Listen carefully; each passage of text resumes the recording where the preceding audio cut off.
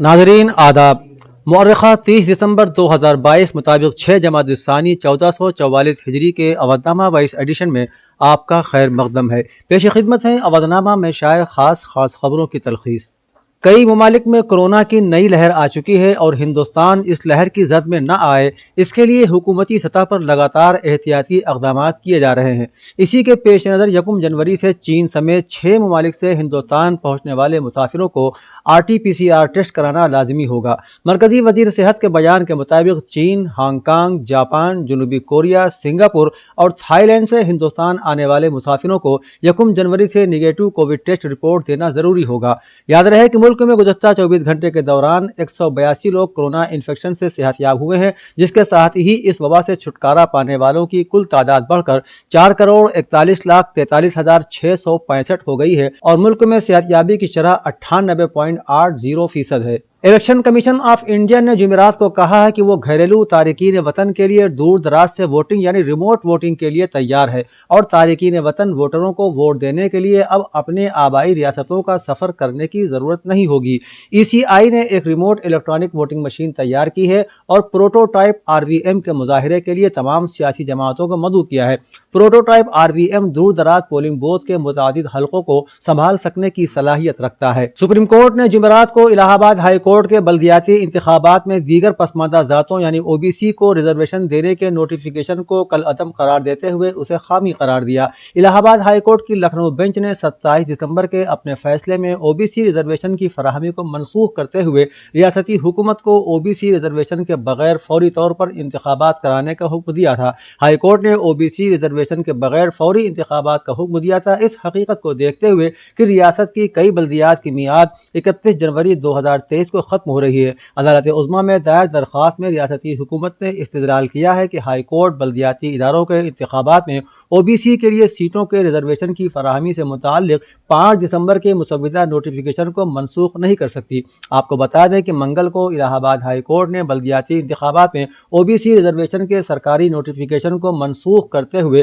یوگی حکومت کو حکم دیا تھا کہ وہ OBC ریزرویشن کو لاگو کیے بغیر بلدیاتی انتخابات کے لیے نوٹیفیکیشن جاری کرے۔ سماجوادی پارٹی کے قداور لیڈر اعظم خان کو ایک اور جھٹکا لگا ہے۔ اعظم خان کو لکھنؤ میں سرکاری رہائش گاہ سے نکال دیا گیا ہے، جہاں سے وہ تقریباً 4 دہائیوں تک اپنی سیاست چلاتے تھے۔ پہلے نفرت انگیز تقاریر کیس میں سزا سنائے جانے کے بعد اسمبلی کی رکنیت منسوخ کی گئی۔ اس کے بعد BJP کے آکاش سکسینہ نے ضمنی انتخابات میں رامپور سیٹ سے ان کے امیدوار عاصم راجہ کو شکست دی، جس کے بعد اب اسٹیٹ پراپرٹی ڈپارٹمنٹ نے ان کی سرکاری رہائش گاہ کی الاٹمنٹ بھی منسوخ کر دی ہے اور اب یہ مکان BJP کے MLA آکاش سکسینہ کو الاٹ کر دیا گیا ہے۔ اتراکھنڈ ریاست میں ایک بار پھر ماسک کی واپسی ہوئی ہے۔ کورونا کے بڑھتے کیسز کو دیکھتے ہوئے اتراکھنڈ کے سبھی پرائیویٹ اور سرکاری اسکولوں میں ماسک پہننے کو لازمی قرار دیا گیا ہے۔ سینیٹائزر اور تھرمل اسکریننگ پر بھی عمل کو یقینی بنانے کی ہدایت دی گئی ہے۔ اس سلسلے میں باضابطہ حکم نامہ جاری کیا گیا ہے۔ دراصل بدھ کے روز ایجوکیشنل ڈائریکٹر جنرل نے کورونا کے بڑھتے اثرات کو دیکھتے ہوئے ایک حکم جاری کیا تھا، جس میں کہا گیا ہے کہ طلبہ و طالبات، اساتذہ اور دیگر تمام ملازمین کو اسکول میں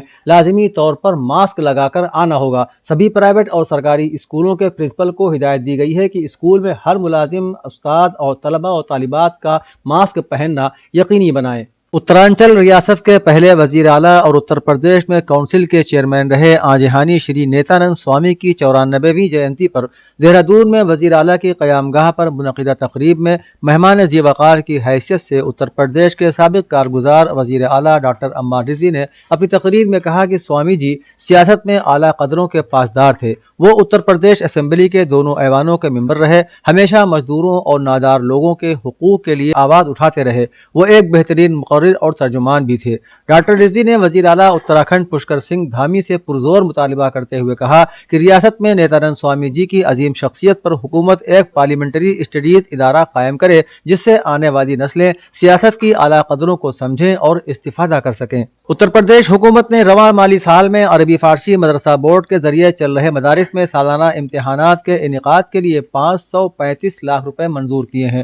منظور کی گئی رقم ڈائریکٹر اقلیتی بہبود و محکمہ وقف کو فراہم کرا دی گئی ہے۔ اس حوالے سے محکمہ اقلیتی بہبود اور وقف نے ہدایت دی ہے کہ ٹریجری سے رقم کی نکاسی موجودہ ضرورت کے مطابق ہی کی جائے گی اور منظور رقم سے سب سے پہلے مدرسہ تعلیمی بورڈ کے امتحانات میں روم انسپکٹر کے گزشتہ برسوں اور رواں سیشن کا محنتانہ اور آنسر شیٹ کی جانچ کے محنتانے کی رقم ادا کی جائے گی اور غیر مستقل طور پر کسی بھی دیگر مد میں ڈائیورژن قابل قبول نہیں ہوگا۔ یونٹی کالج میں سالانہ کھیلوں کے ہفتے کے اختتامی دن ہندوستانی روایتی کھیلوں کا انعقاد کیا گیا، جس میں بچوں نے اپنی صلاحیتوں کا بڑھ چڑھ کر مظاہرہ کیا۔ اس موقع پر انجینئر اونیش سنگھ MLC اور صدر کوریدرا بھارتی UP mister BK Prabhakar IFS، additional managing director UP forest corporation اور مسٹر گووند پانڈے نے مہمانان خصوصی کے طور پر پروگرام میں شرکت کی اور جیتنے والے طلباء میں انعامات تقسیم کیے۔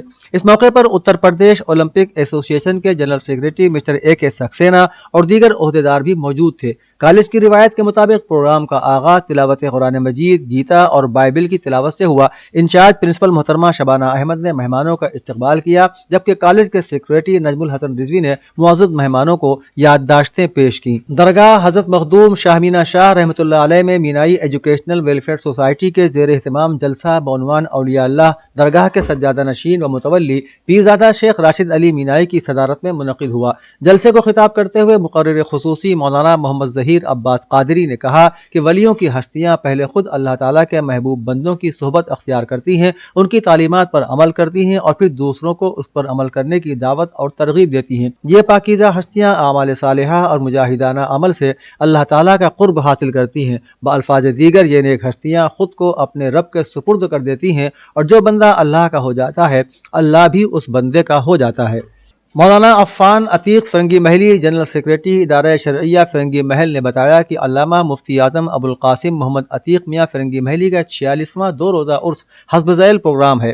7 جمادی الثانی مطابق 31 دسمبر 2022 بروز ہفتہ آستانہ حمیدیہ ٹیکسال فرنگی محل لکھنؤ میں بعد نماز مغرب قل شریف ہوگا۔ اس کے بعد حضرت کے جانشین حضرت مولانا مفتی ابوالعرفان محمد نعیم الحلیم حنفی قادری کا بیان ہوگا۔ 1 جنوری بروز اتوار بعد نماز مغرب درگاہ نظامیہ باغ مولوی انوار رکاب گنج لکھنؤ میں قرآن خوانی اور فاتحہ حضرت علامہ مفتی محمد عتیق فرنگی محلی اور اس کے بعد لنگر تقسیم کیا جائے گا۔ اودھنامہ کے جہاں نما صفحے کے مطابق نتنیاہو نے اپنی چھٹی حکومت میں انتہائی کٹر اتحادی جماعتوں سمیت اپنی کابینہ میں 30 سے زائد افراد کو شامل کیا ہے۔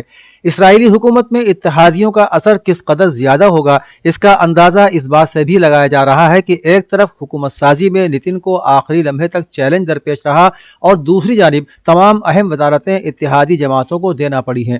ایک بیان میں نتنیاہو کی جماعت نے کہا ہے کہ حکومت آبادکاری کی توسیع پر عمل کرے گی، لیکن دوسری جانب امریکی وزیر خارجہ اینٹونی بلنکن نے خبردار کیا ہے کہ امریکہ آبادکاری کی توسیع اور مغربی کنارے کے الحاق کی کسی بھی کوشش کی مخالفت کرے گا۔ فرانسیسی وزیر دفاع نے یوکرین پہنچنے کے بعد صحافیوں سے بات چیت کرتے ہوئے کہا کہ پیرس جنگ زدہ ملک یوکرین کی حمایت جاری رکھے گا۔ انہوں نے کہا کہ وہ یوکرین کے صدر ولادیمیر زیلنسکی اور اعلیٰ فوجی حکام کے ساتھ ملاقاتوں میں یوکرین کی عسکری حمایت میں اضافے پر بات چیت کریں گے۔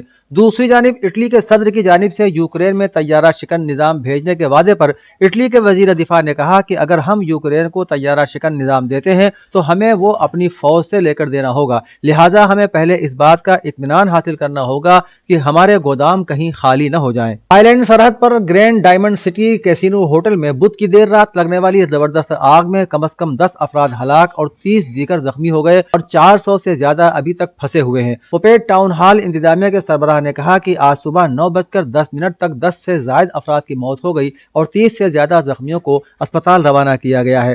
انہوں نے کہا کہ کیسینو ہوٹل میں 400 سے زیادہ افراد پھنسے ہوئے ہیں، جن میں سے بیشتر تھائی لینڈ کے باشندے ہیں۔ انہوں نے کہا کہ آگ بدھ کی رات لگی اور ابھی تک اسے بجھایا نہیں جا سکا ہے اور ساتھ ہی آگ لگنے کی وجہ کا بھی ابھی تک پتہ نہیں چل سکا ہے۔ سعودی عرب کے انڈسٹریل ایریا الجبیل میں علی گڑھ مسلم یونیورسٹی الومنائی ایسوسی ایشن کے زیر اہتمام سر سید ڈے کا اہتمام کیا گیا، جس میں BBC میں خدمات انجام دے چکے سینئر صحافی قربان علی بطور صدر شریک ہوئے اور ہندوستان سے سماجی کارکن طارق صدیقی بطور مہمان خصوصی شریک ہوئے۔ سینئر صحافی قربان علی نے اپنے خطاب میں کہا کہ سر سید نے نہ صرف ہندوستان بلکہ بر صغیر کے مسلمانوں کی قسمت بدل دی، اس لیے بار بار انہیں یاد کرنا بے حد ضروری ہے۔ مہاتما گاندھی نے کہا تھا کہ وہ تعلیم کے پیغمبر ہیں، آنے والی نسلیں ان کی قرضدار رہیں گی۔ اودھ-نامہ میں شائع مضامین کو مکمل طور پر پڑھنے کے لیے اودھ-نامہ کی ویب سائٹ www.avodhnama.com پر وزٹ کریں اور ای پیپر پر کلک کریں۔